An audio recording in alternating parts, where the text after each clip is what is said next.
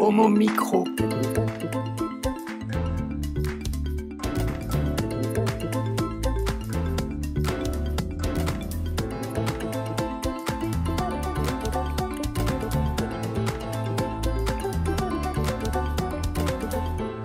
Bonsoir à tous, ravi de vous retrouver. Merci de nous rejoindre, la première émission francophone LGBT. Alors ce soir, nous recevons un partenaire de Pink TV, Rémi Guillaume. Bonsoir. Bonsoir. Merci d'avoir répondu à l'invitation. Donc tu seras amené dans quelques minutes par nous présenter un peu le programme de Pink. Ouais, c'est ça. Nous sommes en partenaire depuis maintenant une petite année. Ce soir, tu viens avec des filles. Tu vas nous les présenter tout de suite. Ouais, pour présenter un festival. Pardon. Ouais. Ouais, je suis avec Anastasia et Angèle Béraud. Anastasia qui est organisatrice du festival du film de la Fesse qui se passe ce week-end, du vendredi au dimanche. Du jeudi au dimanche. Du jeudi au dimanche. Et avec Angèle Béraud, du coup, qui est la réalisatrice d'un film qui est présenté pendant toute la durée du festival. Ouais. Bonsoir à toutes les deux. Bonsoir. Et merci d'avoir répondu à l'invitation. Un deuxième invité tout à l'heure, Denis Martin Chabot, journaliste de formation et auteur de plusieurs ouvrages. Bonsoir Denis. Bonsoir. Merci d'être là aussi. Donc on profite de te recevoir parce que tu étais de passage sur Paris pendant une semaine. Oui, c'est ça. Où tu as présenté tes deux ouvrages. Oui, et Ouais. puis, je pense que je suis ici à peu près aux 4 ans. La dernière fois, c'était en 2014. Je suis un habitué. Hein? Effectivement. Quels sont les deux livres que tu vas nous présenter tout à l'heure ? Rue Sainte-Catherine-Est, métro Baudry, et Il y a longtemps que je t'aime, je ne t'oublierai jamais. Ce sont des chroniques qui parlent d'hommes et de femmes gays, et ça se passe dans le village gay à Montréal. Ouais. Merci, en tout cas, tu vas nous faire voyager. Bonsoir à notre ami Eric Brulin. Bonsoir à toutes et à tous. Qui revient pour sa chronique Vivons gaiement. Exactement. Et ce soir, on va parler d'un sujet qui intéresse pas mal de couples gays, mais pas seulement gays, de ce que j'ai compris de nos conversations avant qu'on ouvre les micros. Oui, on va se demander si le fait d'ouvrir sa relation est une fatalité ou pas. Et si c'est le cas, comment on fait ? Ça va être aussi passionnant. Elle nous revient de Montréal. Elle manque de sommeil, mais elle va assurer son heure d'émission comme il faut, comme elle est professionnelle. Bonsoir Isabelle. Bonsoir Brahim, bonsoir à toutes et tous. Alors tu nous reviens avec plein de couleurs, c'est super. Montréal, tu as adoré, j'imagine. Ah oui, c'est une ville très agréable. C'est drôle d'ailleurs qu'on est un Montréalais ce soir. Je ne savais pas, c'était pas prévu. Ça me fait une transition en douceur. Ouais. Alors côté musique, c'est un programme du Canada, bon. En partie, ah oui. Ah bah oui, parce qu'il y a une scène musicale très intéressante au Québec. Donc le premier morceau sera une québécoise et après on passera plus à un américain, mais je dis pas tout encore. Je laisse la surprise. Merci de rester avec nous. Homo Micro, l'émission qui se prend homo. Rémi Guillaume de Pink TV. Pour ceux qui ne te connaissent pas encore, quel rôle tu joues sur Pink ? Chez Pink, je m'occupe de toute la communication et de tous les partenariats chez eux. Depuis quelques mois maintenant. Depuis le mois de décembre. Ouais. Ouais. Et alors, tu vas nous présenter un programme, Pink TV, Pink X. Alors, il y a plusieurs choses. pinkx.eu, en fait, c'est le site qui a été lancé il y a 2 ans maintenant. Oui, ça va faire 2 ans. Dessus, il y a plusieurs choses, beaucoup de choses. Il y a beaucoup d'actualités en ce moment. Il y a la chaîne TV que tout le monde peut connaître un peu, qui tourne 24 heures sur 24. Mais il y a surtout Pinkflix. Pour ceux qui ne savent justement pas, qu'est-ce qu'on peut y trouver ? Alors sur la chaîne télé, c'est que des programmes adultes qui tournent 24 heures sur 24. Aujourd'hui, en télé classique, ça peut passer que entre minuit et 5 heures. Mais aujourd'hui, sur le site, c'est possible d'avoir tous ces programmes 24 heures sur 24. Et à côté de ça, on a un nouveau programme qui est Pinkflix, où il y a des programmes adultes, mais pas que. Il y a des documentaires, il y a des courts-métrages, il y a aussi des tutoriels, des sexopink. C'est les sexopink. Le prochain qui devrait arriver très bientôt, ça sera sur le rasage. Donc, si vous avez des questions, n'hésitez pas à les envoyer. Ouais. Et dis-nous, Sexopink, qu'est-ce qu'il y avait comme thématique avant ? S'il fallait nous rappeler un peu le programme de le tout premier, c'était sur le lavement, sur les bonnes manières de faire le lavement, quand il faut le faire, ce qu'il faut manger aussi. Ouais. Et il y a aussi sur les cock rings, sur les cock rings, et il y avait aussi sur d'autres sujets Ouais. J'ai oublié. Ouais. J'ai oublié exactement les sujets. Il y avait Mais tellement de, voilà, il y a de choses. Il y a beaucoup de Ouais. sujets. Voilà, l'objectif, c'est de répondre à des questions sur comment utiliser tel ou tel objet ou telle pratique. Donc, voilà. Tu nous parlais de documentaires, la thématique des documentaires qui passent sur Pink aujourd'hui. Là, aujourd'hui, on a un documentaire, c'est Seed Money. Donc, Ouais. c'était sur la construction du studio Falcon, voilà, qui est un des studios les plus légendaires et plus connus aujourd'hui dans le milieu. Et c'était vraiment toute la construction en fait, de ce studio jusqu'à aujourd'hui. Et voilà. Et comment ça se passe? Les gens qui ont un projet de documentaire en règle générale, donc ils font appel à vous, ils vous proposent s'il y a une possibilité que ce soit diffusé sur Pink, et des documentaires qui n'ont pas forcément un rapport avec le sexe. Non, pas forcément. Là, aujourd'hui, c'est très bien avec des films qui vont en festival. Par exemple, sur certains films qui vont être en festival, là, en novembre, ce qui est acté, il y a un festival qui va... pendant le festival Chéri Chéri, il y a le film Berlin Drifter qui va être diffusé, et juste derrière, il sera diffusé en exclusivité sur Pinkflix, et qui sera en illimité. Voilà, c'est vraiment l'objectif, c'est d'avoir en illimité sur un système type Netflix. Comment se porte aujourd'hui Pink? Et Pink survit, non, j'exagère. Pink va bien, il y a de plus en plus de monde. On espère que par le contenu vraiment exclusif, vers justement toutes ces choses, tous les programmes qu'on va mettre en ligne, on espère que ça va intéresser le plus de monde. Ouais. Parce que c'est sur plein de sujets différents et pas que des films adultes. Denis Martin, Pink TV, donc c'est aussi capté donc, au Canada, j'imagine, oui.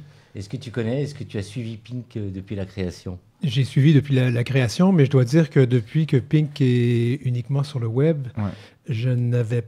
Parce que souvent, les sites web ne sont pas toujours disponibles. Par exemple, si on veut écouter des programmes canadiens ici, c'est bloqué. Alors, je ne sais pas comment ça fonctionne, mais cela dit, j'aurais un documentaire à vous envoyer. Pas de problème, on est preneur. Non, mais aujourd'hui, Pink TV, Pink X, la chaîne, est disponible aussi sur les opérateurs, mais que entre minuit et 5 heures.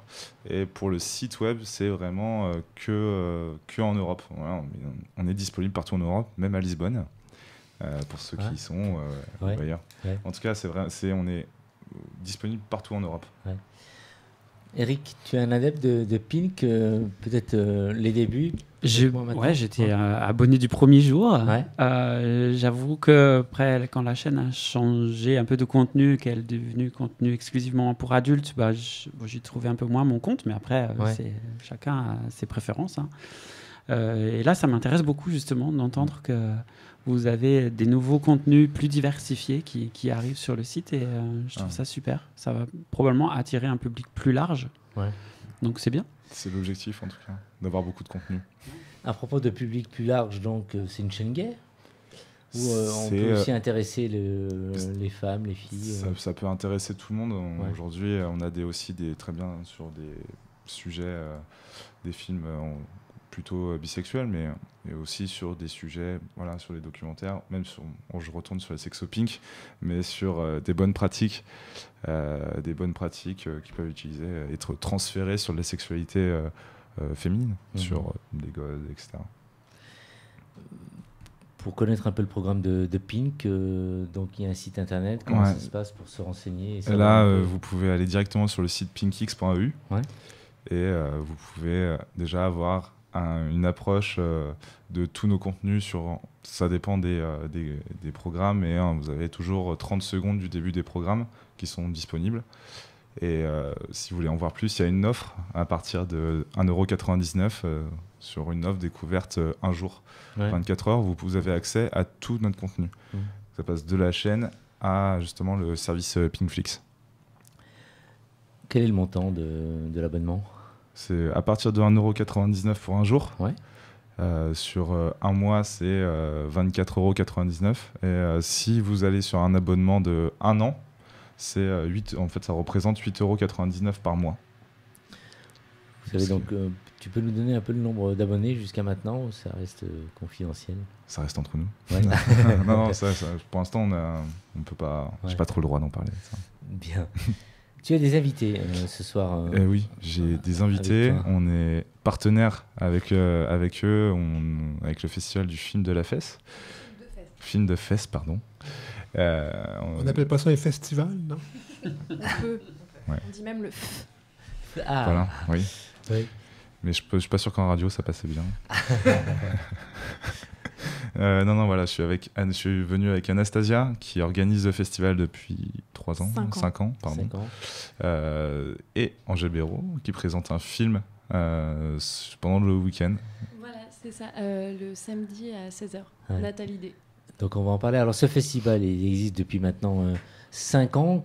Il a été créé par qui et dans quel objectif en fait? Il a été créé par 2 filles, donc Maud Bambou et moi-même. Ouais.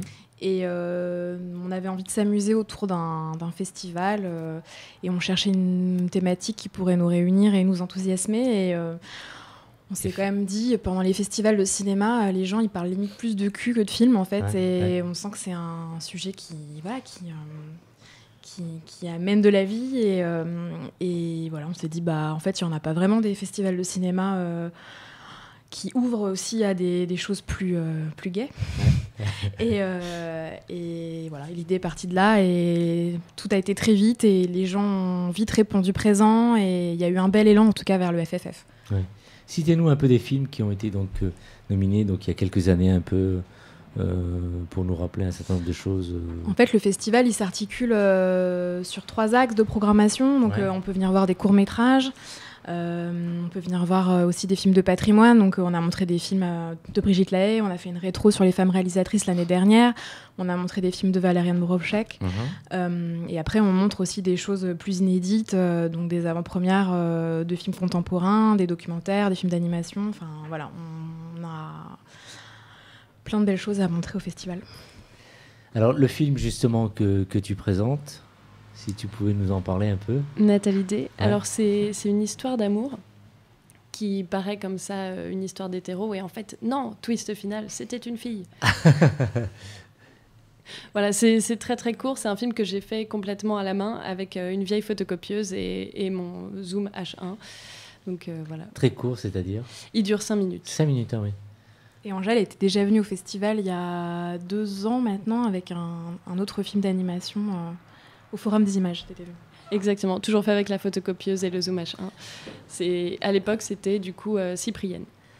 Qu'est-ce qui t'a séduit dans son film moi, j'adore ce que fait Angèle et justement, je trouvais le sujet hyper fort, hyper intime et la forme aussi très originale puisqu'elle entremêle plein de choses, des images, voilà, réelles, de la fiction en tout cas, avec du dessin, des cartes postales, des peintures, voilà, des choses qui viennent pénétrer l'écran comme ça aussi de manière hyper ludique, hyper mignonne, quoi. Le festival se déroule où alors, dites-nous? Le festival se déroule dans la rue Champollion, dans les salles du Reflet Médicis et de la Filmothèque. Et puis on organise aussi une nuit de l'anime érotique japonaise au cinéma Les Trois Luxembourg, le samedi soir. Et on fait une fin de partie à l'entrepôt. Et alors la programmation de ce festival, si tu as en tête déjà un peu les films qui vont passer? Avec la rétrospective Japon, elle s'appelle Montre-tes Nippon, c'est des films de patrimoine japonais. Oui. Et on fait un focus dédié à Kumashiro, qui est un auteur assez peu connu autour du roman porno japonais. Et puis on montre d'autres films des années 60 à aujourd'hui autour du Japon et plein de courts-métrages, 27 en tout, qui viennent du monde entier. Et voilà, et puis un panorama contemporain où on passe L'eau sacrée d'Olivier Jourdain, un documentaire sur l'éjaculation féminine. On passe le dernier film de Bertrand Mandico, qui est un peu notre chouchou, notre parrain depuis le début, qui s'appelle Ultra Pulp, qui était à Cannes cette année. On passe À genoux les gars, un film aussi qui était à Cannes, d'Antoine Desrosières. On a une proposition quand même assez riche et passionnante. Tous ceux qui proposent leurs films et les films qui vont être diffusés, les gens viennent d'un peu partout. France, en dehors de la France, la province. Oui, on passe des films du monde entier. Cette année, on accueille même un pays, le Japon. Donc oui, en soi, on accueille des films de partout et de femmes et d'hommes. Le Japon, ça te parle, ça, Eric? Bah oui, énormément. Et je connaissais pas l'auteur dont tu as parlé, donc ça m'intrigue. Tu viendras découvrir. Avec plaisir. Mais c'est vrai que, juste pour reprendre le sujet, Ouais. il y a une sexualité assez particulière au Japon et des pratiques qui peuvent être, je pense, assez intéressantes à explorer pour diversifier, découvrir, pas forcément pratiquer, mais même On pour passe un film qui curiosité. s'appelle Le Murmure de la pivoine, et c'est un film sur le shibari. Voilà, après, effectivement, il y a des films plus ou moins gore. On passe aussi le film d'une femme qui est réalisatrice japonaise qui s'appelle Sachi Amano, qui est une des seules femmes réalisatrices au Japon, qui a même pris parfois des pseudos d'hommes pour pouvoir tourner des films là-bas. Et elle devait venir au festival, mais finalement, elle ne peut plus être là. Mais en tout cas, on passe son film qui s'appelle Body Trouble. Vous allez pouvoir passer le festival sur Pink directement. Comment se fait le partenariat, Rémi? Non, nous, le partenariat, c'est qu'en fait, ce festival nous intéresse. Ouais. Et c'était le seul festival, on a trouvé que c'était le seul festival qui mettait en avant le corps, en général, le corps des femmes, le corps des hommes, et sans préjugés. Ouais. Sans avoir une sculpture fantasmée, etc. Ouais. Sont des corps normaux. Et c'est ça qui nous a plu. Ouais. Et on a voulu mettre en avant ce festival qui, pour nous, est important aussi à mettre en avant. Parce qu'il y en a pas, ou pas du tout, ou très peu. On se rend compte que les festivals liés au genre érotique, qui sont souvent assez politisés, dans le sens où ils vont mettre en avant des communautés, et c'est forcément indispensable et très important, nécessaire. Mais du coup, nous, avec le festival, on avait envie d'un peu ouvrir à tout le monde, à tous les publics, autant dans les films que pour les gens qu'on accueille dans les salles. Denis Martin, tu veux pas prolonger ton séjour à Paris pour participer et voir le festival? Oui, ça m'intéresserait. Mais je suis attendu à Montréal. Ouais. Ce type de festival existe peut-être déjà à Montréal? À Montréal, il y a plusieurs festivals. En fait, c'est le temps de l'année. Je sais qu'Isabelle revient de Montréal et c'est le temps de l'année où il y a beaucoup de festivals à Montréal. Je pense que là, c'est le festival de jazz qui doit on vient de terminer la Saint-Jean, donc le festival de jazz devrait être bientôt. Les Franco. Et puis, ça culmine avec le festival de la Fierté. Il y a chez nous plusieurs festivals de films du monde, etc. Mais il y en a un qui est Film Images et Nations, qui est un festival à thématique LGBTQ+, et qui a toujours lieu en novembre. Et qui faudrait peut-être y faire un tour. Il y a 2 ans, on avait proposé une carte blanche aussi à Montréal des courts-métrages du festival. Ah oui. Donnez-nous envie d'aller justement au festival, tous les auditrices et auditeurs qui nous écoutent. Donc chacune d'entre vous, en un mot, pour motiver un peu les auditeurs, qu'est-ce que tu pourrais dire, à commencer par toi? Alors, moi, au-delà de présenter mon film sur ce festival, j'ai déjà été spectatrice du festival et j'ai trouvé ça sublime, la façon dont on amène l'érotisme dans notre quotidien visuel. En fait, c'est super tendre. On n'est pas sur de l'érotisme brut comme ce qu'on s'en fait une image, en fait, mentale. C'est de l'érotisme pur parce que c'est très poétique, c'est très très beau, c'est très sensible, en fait. Pour toi, pour finir? Il faudrait trois mots qui commencent par F. Fun, finesse et fierté, peut-être. Ouais. Rappelle-nous donc les dates, les lieux, Alors le festival, c'est du 28 juin, donc à partir de jeudi, jusqu'à dimanche 1er juillet. Et on est dans 4 lieux, donc le Reflet Médicis, la Filmothèque, les 3 Luxembourg et l'Entrepôt. Vous avez un site internet où les gens peuvent... Oui, le fff.fr. Ouais. À ne pas confondre avec la Fédération française de football en ce moment. Surtout à ne pas confondre. Ouais. Merci, vous restez avec nous pour la suite de l'émission? Oui, avec plaisir. Rémi, donc bien sûr c'est un festival qui intéresse Pink et j'imagine qu'il y a une bande-annonce sur Pink pour un peu informer les téléspectateurs, non? Sur la chaîne, non. Pas sur la chaîne, mais en tout cas sur notre site, pinktv.fr et pinkx.eu, il y a une bannière qui ramène tout de suite vers le site de .fr. Et on essaye aussi de mettre en avant sur tous nos réseaux toutes les infos qu'on peut recevoir sur le festival. Oui. Et c'est très précieux pour nous parce qu'on est victime de censure sur Facebook, par exemple. Et donc, tous les partenaires qui peuvent relayer l'information du festival, pour nous, c'est très important. Et on vous dit vraiment merci. Merci de rester avec nous. Homo Micro, l'émission qui se prend au mot. Nous sommes toujours avec Anastasia, Angèle et Rémi Guillaume de Pink TV, mais aussi Denis Martin Chabot qui va présenter tout à l'heure ses 2 romans. Mais tout de suite, nous retrouvons notre ami Éric Brulin. Alors Éric, cette semaine, tu vas nous parler des relations ouvertes qui nous intéressent toutes et tous.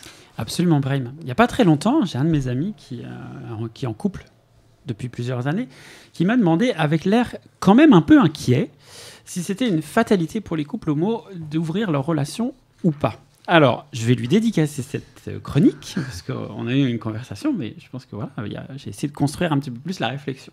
Alors, tout d'abord, je n'ai pas trouvé de statistiques. Sur le net, on ne trouve pas de statistiques sur ce sujet-là. Donc, je me suis dit, comme on a la chance aujourd'hui d'avoir autour de nous un plateau LGB, si j'ai bien compris, peut-être que, alors, sans révéler des choses particulières sur vous-même, mais me donner votre avis sur ce que vous voyez dans votre entourage. Est-ce que vous avez l'impression que les couples autour de vous, les couples gays, lesbiens ou bi, ont tendance à être ouverts ou pas? Moi, autour de moi, j'ai un groupe de personnes qui ont tendance à un peu être fermées sur la question, la crainte de révéler ce qu'ils font en dehors de leur vie de couple. Soit ils n'ont pas cette envie, le désir de proposer à un 3e ou un 4e de les inviter dans le couple directement. Donc, j'ai autour de moi des gens quand même qui sont assez coincés quand même. Donc, ils ont cette crainte un peu de franchir le pas. Ils en meurent d'envie pourtant. Non, moi, sur mon plan perso, c'est ouverture, mais que du même sexe. C'est-à-dire que c'est la personne qui m'accompagne dans la vie est OK, mais sur des personnes du même sexe qu'elle. Nos invités filles. Si pour moi la question c'est surtout une question de fidélité et pas non plus d'ouverture, je pense pas à la fidélité à 100%. Je pense qu'elle n'existe pas. Je pense que de toute façon on reste des animaux au fond. mais cette question de fidélité en fait c'est pas une question d'ouverture. C'est s'il se passe quelque chose, je dois pas le savoir en fait. C'est le but du jeu. Je pensais surtout ça. On va parler de tout ça. On va voir. Pour toi? Moi, je pense que c'est quelque chose, un sujet hyper intéressant parce que justement, il n'est pas figé et il bouge, il vit avec les rencontres qu'on fait et on peut être comme si avec une personne avec qui on est bien ou mal, et puis rencontrer une autre personne et s'ouvrir à d'autres choses ou avoir envie de préserver autre chose. Je sais pas, je me dis que c'est mouvant et que c'est un truc hyper intime mais qui se connecte à une autre intimité, donc voilà. Denis, c'est une thématique que tu pourrais éventuellement en faire un livre, ton avis? Avec tous les ex qu'il y a eu dans ma vie, je pourrais faire une encyclopédie. Et j'ai vécu les 2 types de relations. Et pour être bien franc avec vous, je ne sais pas ce qui est mieux, mais je dois dire qu'à chaque fois que la relation s'est ouverte, ça s'est terminé très mal. Isabelle? Non, moi personnellement, j'ai pas d'histoire de ce côté-là. Mais en revanche, c'est vrai que c'est des problématiques auxquelles je pensais pas du tout avant. J'ai lu pas mal de trucs, j'ai vu pas mal de choses. Et j'ai entendu pas mal de couples libres. Mais moi, à chaque fois, c'est des couples gays. C'est des mecs. Ouais, ça me permet de faire la transition. Parce qu'effectivement, je t'en prie. De mon expérience, j'entends aussi plutôt ça. Alors, on le voit, il y a quand même une grande diversité autour de cette table. Et on va essayer au fur et à mesure de parler de ces différents points que vous avez abordés. Moi, j'entends plus autour de moi les couples gays que les couples lesbiens, notamment être ouverts, si on peut appeler ça comme ça. Alors, je ne sais pas si c'est parce qu'on est des hommes, ça c'est des généralités dans lesquelles je ne veux pas tomber. J'ai plus l'intuition que les couples homo par rapport aux couples hétéros, notamment, discutent plus facilement de ces choses-là. C'est un sujet qui arrive plus vite sur la table, donc... je pense qu'on a peut-être aussi plus rapidement tendance à se dire, voilà, on a des envies, on a des besoins, ça serait dommage de se priver et de ne pas les assouvir. Ouais. Alors, Éric, donc il semble qu'un couple homo ait de fortes chances de s'ouvrir avec le temps. À ton avis, cela se fait au bout de combien de temps à peu près? Alors, je ne pense pas qu'il y ait de durée type. Il faut surtout faire preuve de réalisme, en fait, en la matière, je pense. C'est-à-dire que si dans votre couple, à un moment donné, vous commencez à éprouver le besoin de diversifier vos partenaires, d'avoir d'autres expériences, eh bien, c'est qu'il y a quelque chose qui est en train de se passer et qu'il est probablement pertinent de se poser la question en couple. De mon expérience personnelle, il est préférable d'avoir une période un peu de monogamie dans le couple pour sceller les choses. Mais après, chacun trouvera la durée qui lui convient. Et puis après, chacun va pouvoir voir midi à sa porte. Alors, et comment on s'y prend pour annoncer justement à son partenaire qu'on souhaite ouvrir la relation? Pas simple. Alors évidemment, ça c'est la grosse question. Quand on a envie d'ouvrir son couple, on se dit comment s'y prendre? Alors il y a évidemment autant de cas qu'il y a de personnes différentes. Je ne vais pas vous donner la recette miracle. Ça dépend évidemment du degré d'acceptation de votre conjoint, si c'est vous qui souhaitez faire la démarche. Dans certains couples, la question elle est abordée dès la rencontre. Moi, je connais des couples qui se sont rencontrés sur cette base où l'un a dit à l'autre « Je te préviens, ce ne sera pas exclusif ». Donc là, le truc, il est dit dès le début, c'est à prendre ou à laisser. Si vous n'avez pas envie, vous faites votre choix. Sinon, vous savez d'emblée à quoi vous vous exposez. D'une certaine manière, le décor, il est déjà planté. Alors, on peut faire ça quand même de manière un peu moins brutale, en disant au début d'une relation, si vous pensez que vous allez avoir des difficultés, vous pouvez dire à votre partenaire « Je ne sais pas si une relation monogame sera possible pour moi, mais j'ai envie d'essayer avec toi. Et puis, on verra l'un et l'autre, c'est important, au fil du temps, ce dont on a envie. Ouais. Ça laisse les choses ouvertes et surtout posées sur le dialogue, ce qui me semble important. C'est pas lâche, c'est simplement qu'on se donne un peu de temps pour pouvoir aborder les choses ensemble. Donc, le moment venu, vous pourrez du coup aborder la question. À mon sens, tout à l'heure, on a parlé de fidélité. Je pense qu'une relation entre deux personnes, elle est surtout régie par des règles plus ou moins tacites. Et c'est ça qui va faire la fidélité, finalement. C'est le fait de se conformer ou pas à ces règles-là. Et la question du sexe, c'est jamais qu'une règle parmi d'autres. Donc on peut très bien dire, la fidélité sexuelle fait partie du contrat. Donc si tu romps la fidélité sexuelle, tu m'as trompé, tu as rompu le pacte de fidélité. Mais il peut très bien ne pas en faire partie. Et on peut tout à fait se fixer d'autres règles qui vont correspondre mieux aux attentes de chacun. Et alors, le moment venu, on en parle comment exactement ? Alors, on en parle avec tact, évidemment. Et on choisit son moment. On essaie de prendre le temps d'aborder les choses. Bon, là, on tâte un peu le terrain. On commence peut-être à parler même d'autres couples qu'on connaît, qui ont ouvert leur relation. Et pourquoi pas, on en discute un petit peu avec eux autour d'un verre, voir comment ça se passe. On peut en ressortir en disant, c'est pas du tout pour nous, mais il y a peut-être des choses, en revanche, qu'on pourrait éventuellement adopter. Il faut laisser l'idée faire son chemin. Il faut éviter les choses trop brutales.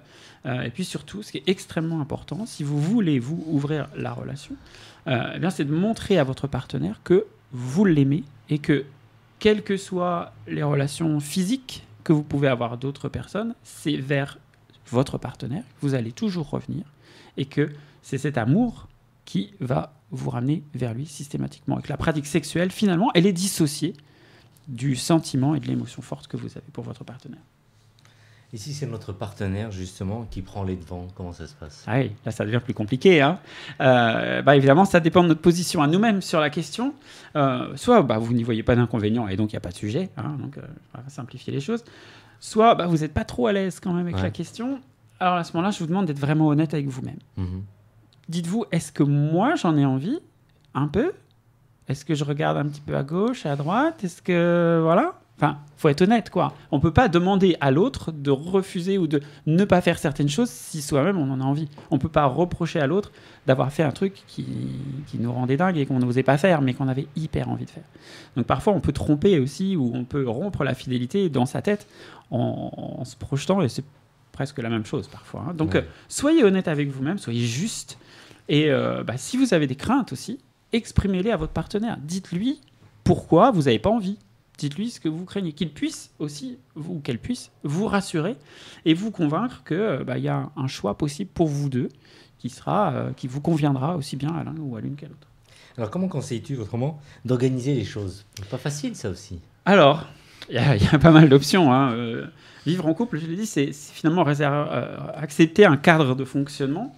Et quand vous allez, ou si vous ouvrez votre couple, eh bien, il faut redéfinir ce cadre de fonctionnement. Alors là, on trouve un peu de tout. Franchement, vous avez les couples qui vont préférer, comme tu l'as dit tout à l'heure, ne pas en parler. Chacun fait son truc dans son coin et tout va très bien comme ça, je veux pas savoir. C'est tout aussi respectable que de dire « tu me racontes tout et d'ailleurs ça m'excite ». Pourquoi pas ? Ça peut devenir un jeu sexuel. Il y a d'autres couples qui vont vous dire Eh ben oui, alors on accepte, mais toujours avec le même. Comme ça, il n'y a pas d'embrouille, on choisit toujours le même. D'autres vont prendre tout à fait l'extrême opposé, ils vont dire oui, mais jamais avec le même. Comme ça, on ne s'attache pas. Certains vont être très précis sur les pratiques qu'ils s'autorisent. Alors, vous allez pouvoir trouver ça parfois drôle. Moi, je connaissais un couple d'amis comme ça qui disait alors tout est permis, mais par contre, tu ne l'embrasses pas. Parce que l'embrasser, c'est trop intime. Voilà, alors on voit l'intimité où chacun veut la placer. Hein. Bon. En fait, il n'y a pas de règle. C'est à vous de les définir, ces règles. Si vous choisissez d'ouvrir votre couple, la règle, c'est le dialogue. Ouais. De vous mettre d'accord entre vous sur ce que vous voulez faire et de le renégocier si les choses évoluent. Ouais. Mais surtout, dites-vous bien que c'est l'essentiel. Alors, j'en rajoute une quand même. L'autre règle implicite, c'est de se protéger l'un et l'autre. Vous avez le droit d'avoir des pratiques au sein du couple, mais pensez aux infections possibles pour vous, pour votre partenaire. Donc ça, là, il y a quand même une chose importante à ne pas franchir, parce qu'il en va de la santé de chacun. Mais sinon, après, vous définissez vos règles, et quand vous avez l'impression que vous avez envie de déborder un peu, parlez-en. Parlez-en avec votre conjoint, et puis vous allez voir si vous pouvez aménager la règle ou pas. Notre invité, Denis Martin-Chavot, va certainement se retrouver dans cette question. Alors, ça reste quand même assez dangereux pour le couple, quand même. C'est le point sur lequel je voulais terminer. Ouais. On peut effectivement considérer qu'ouvrir une relation, c'est... Alors, je ne sais pas si on emploie cette expression au Québec, mais en France, on dit faire rentrer le loup dans la bergerie. Oui. Je ne sais pas si c'est très élégant, d'ailleurs, de parler de cette expression à cette occasion. Mais voilà, on peut peut-être se dire que voilà, ça présente des risques. Donc ça doit s'accompagner de précautions si vous le faites, et surtout de dialogue pour vous assurer que ces règles entre vous, elles sont bien comprises, bien respectées, elles font l'objet d'évolution si nécessaire. Mais pensez à ce qui pourrait se passer si jamais vous n'ouvriez pas votre couple et que l'un des deux en avait envie. Là, le risque est probablement plus fort. Pourquoi ? Qu'est-ce qui va se passer ? Bien, il y a l'aigreur qui va rentrer chez l'un ou chez l'autre, qui va avoir envie de faire des choses qu'il ne s'autorisera pas à faire. Peut-être même qu'il se l'autorisera à les faire, à l'insu de son partenaire. Donc ça va créer une situation qui, là, pour le coup, va être difficile à réconcilier quand on va découvrir le poteau rose. Donc, soit vous êtes d'accord, l'un et l'autre, sur cette monogamie, sur cette fidélité, y compris sexuelle, soit parlez-en. Et puis quand on en parle, eh bien, on respecte le point de vue de l'autre. Ça, vous savez, c'est mon dada, je le dis à chaque fois que je fais une chronique. Mais ça passe vraiment par ce dialogue. Respectez vos envies, respectez les envies de votre partenaire, dialoguez, et puis vous allez bien vous amuser. Dans tous les cas. Petit tour de table, alors justement, est-ce que vous êtes amusé en écoutant cette chronique, bien informé pour aller de l'avant ? Parole aux filles avant. Moi, je dois dire que c'est un sujet qui me passionne et dans toutes les discussions que je peux avoir avec mes amis, je leur demande des pistes, des conseils. Enfin, voilà, après, c'est un truc qui est tellement personnel, intime, que je suis même pas sûre que le dialogue avec l'autre puisse réfréner ou enfin,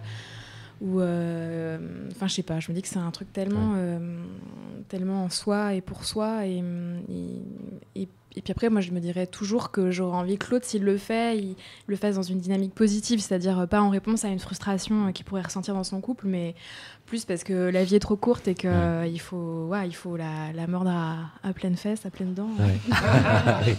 D'accord aussi. Moi, je suis très intéressée par le sujet. Après, je découvre un peu. Donc, je me laisse le temps. Rémi Guillaume. Non, ça confirme quelques pensées que j'avais déjà avant. Ça me permet aussi d'avancer ma réflexion. Donc c'est plutôt sympa. Denis, avec ton expérience, tu vas prendre moins de risques. Mon expérience. Non, en fait, je n'ai pas de jugement sur ce qu'on décide de faire, ce que les gens décident de faire dans un couple ou non, en autant que les deux parties soient consentantes et qu'elles se comprennent là-dedans. Par contre, moi, je ne suis pas certain que je serais d'accord avec l'idée que je fais ça en secret, puis l'autre n'a pas besoin de savoir. Ça, j'aime moins ça. Parce que quand on commence à se cacher des choses, à cultiver un jardin secret beaucoup trop grand, ça finit par exclure le jardin public. Bien. Exactement. Après, c'est plus un jardin secret, c'est un parc. Un parc d'attractions secret, oui. Eric, je viens de recevoir un SMS de ton compagnon qui dit qu'il est en train de recevoir un homme à la maison. Donc, si tu pouvais retarder ton retour à la maison. Je vais vous laisser. Merci, Eric. Homo Micro.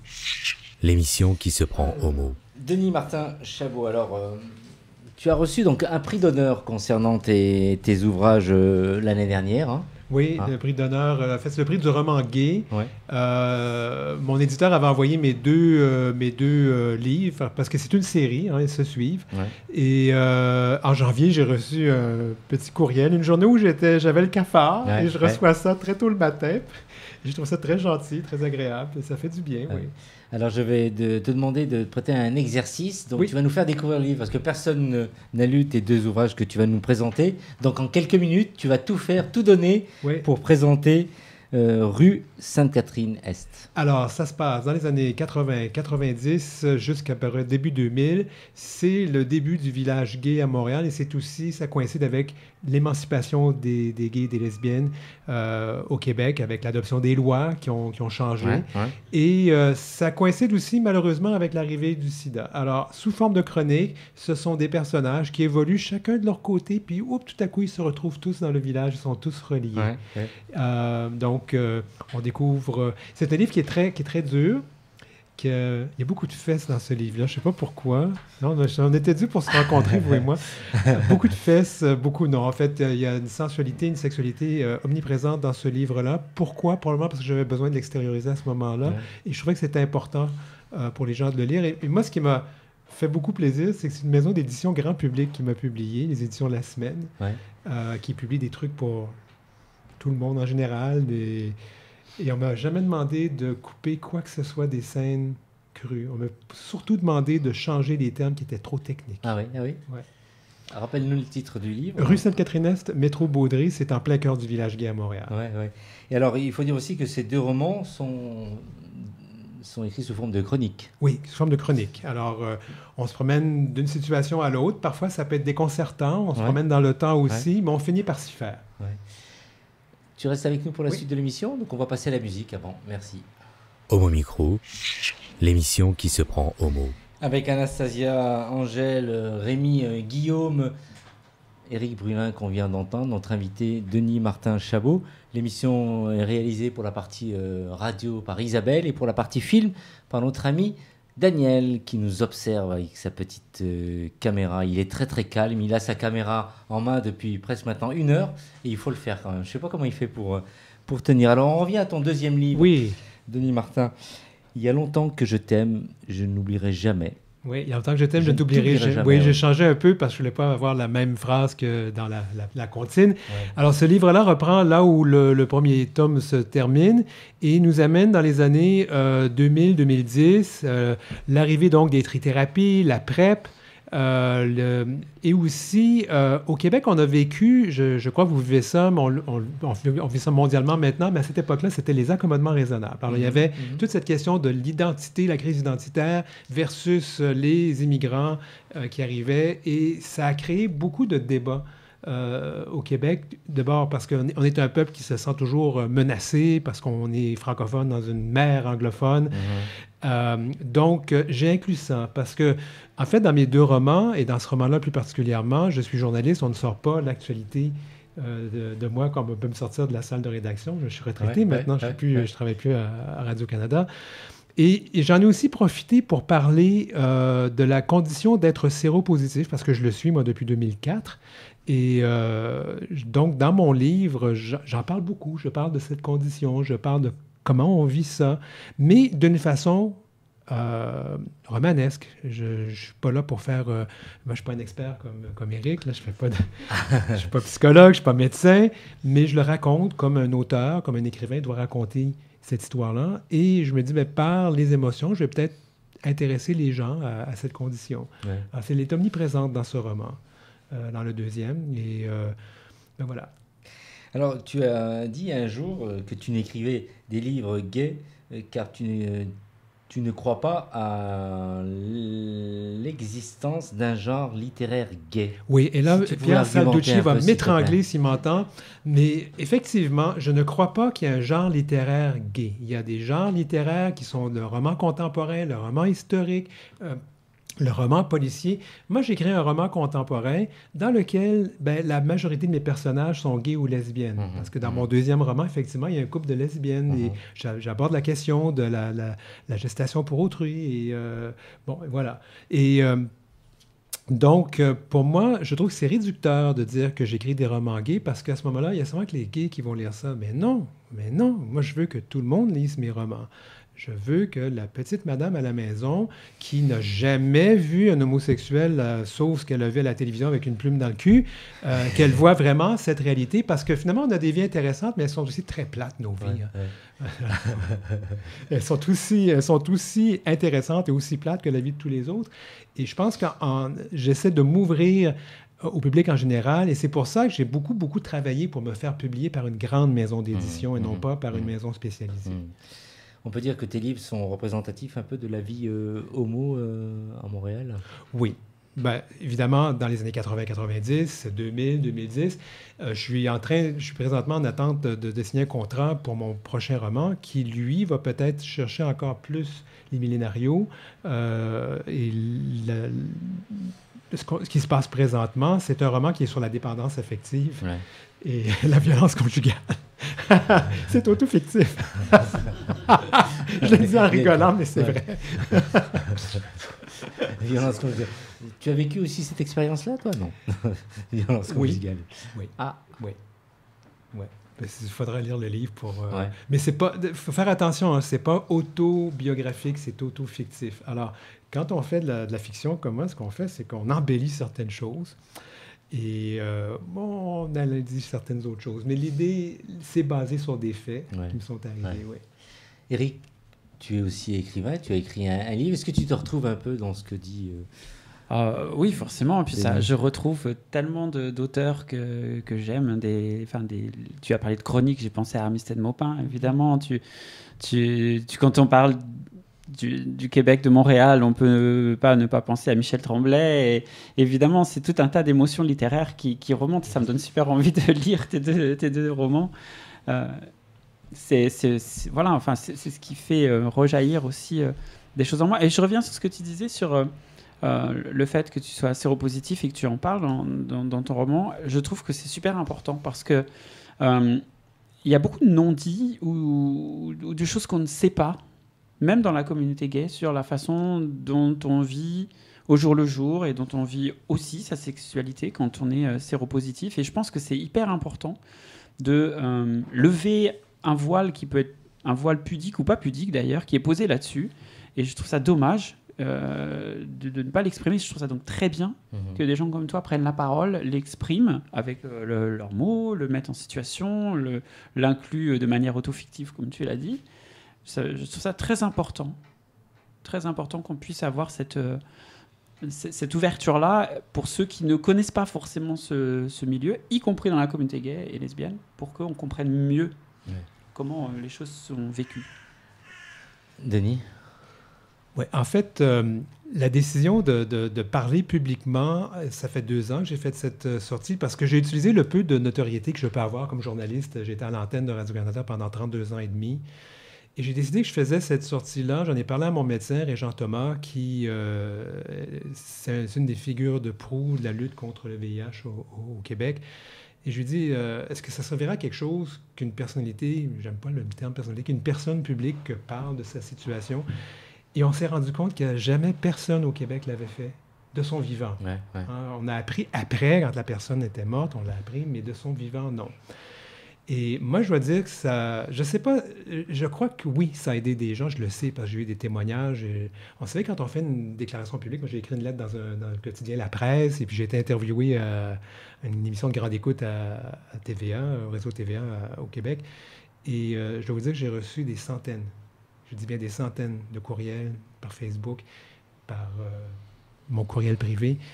Et quand on reçoit les témoignages des gens, je me rends compte qu'on a vraiment besoin de parler encore, et vraiment besoin.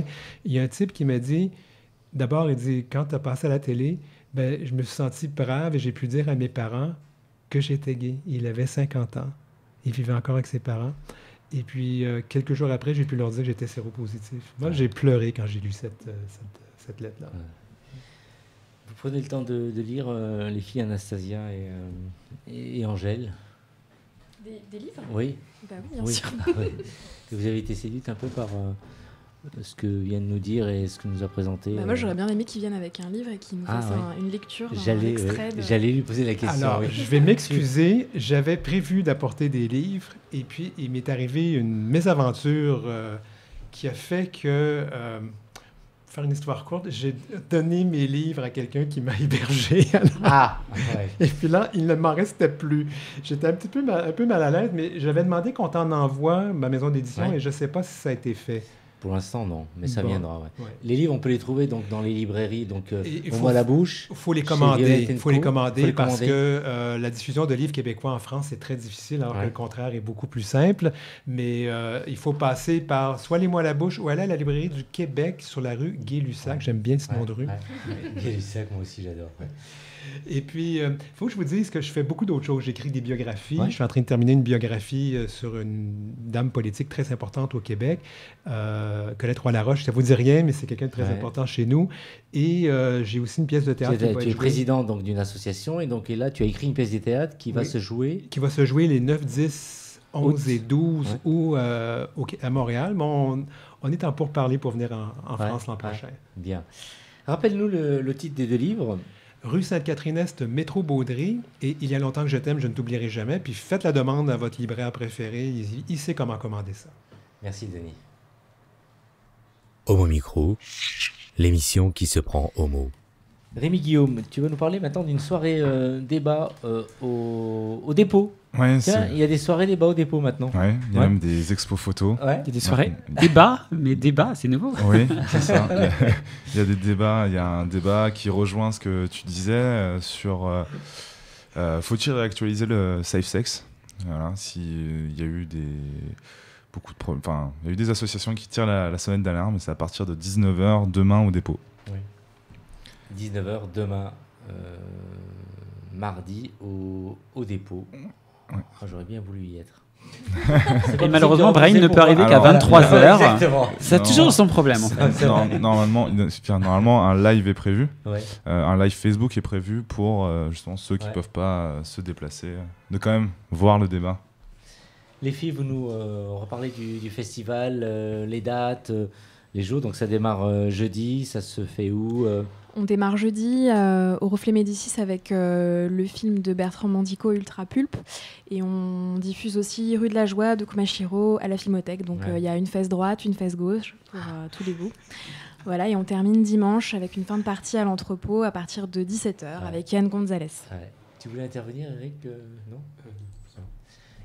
Isabelle, tu voulais passer une info concernant Gouinement lundi? Non, je voulais juste te dire que oui, avant l'émission de ce soir, il y a eu l'émission du mois de Gouinement lundi, que je vous encourage fortement à aller écouter, où on a reçu Océan, qui et Élodie Font, qui est une journaliste qui fait beaucoup de podcasts pour Arte Radio, pour Transfert, etc. Ils nous ont tous les deux parlé de leur coming out médiatique. Voilà, c'était une émission très intéressante, comme toujours. Donc il faut aller liker la page de Gouinement lundi. Maintenant, il a son propre site. Gouinement lundi, c'est un petit peu détaché d'Homo Micro, a son propre flux de podcasts. Donc il faut aller s'abonner, mettre des étoiles pour dire que c'est super bien et tout ça, tout ça. Voilà. Nous irons, merci. Tout en restant loyal à Homo Micro, bien sûr. Bien sûr.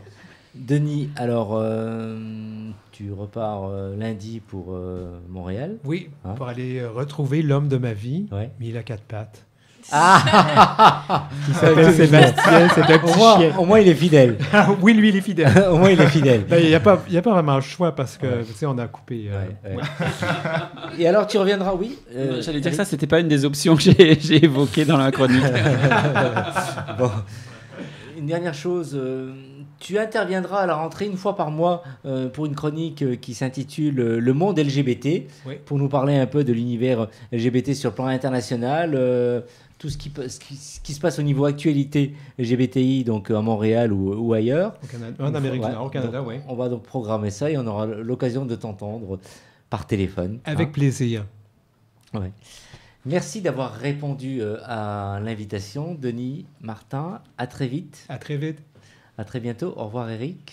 Au revoir à toutes et à tous. Et puis bonne Gay Pride, bonne marche des fiertés LGBT plus exactement ce week-end. On y sera, j'y serai aussi avec Daniel et l'équipe de Mon Micro qui souhaite donc nous rejoindre. Au revoir, merci d'avoir répondu à l'invitation. Au revoir. À très vite. Rémi, bientôt. On se voit samedi certainement à la marche. Oui, sûrement samedi à la marche. Merci d'avoir réalisé l'émission pour la partie radiophonique Isabelle et pour la partie film Daniel. On se retrouve très vite. Il nous reste 2 émissions avant la fin de la saison. C'était ta dernière de la saison d'ailleurs. Et oui, c'était ma dernière, ouais. Mais à l'année prochaine. Et puis bel prochaine. été aussi, Ouais. c'est pour celle que je ne reverrai pas d'ici là. Merci à vous, on vous embrasse. Homo Micro.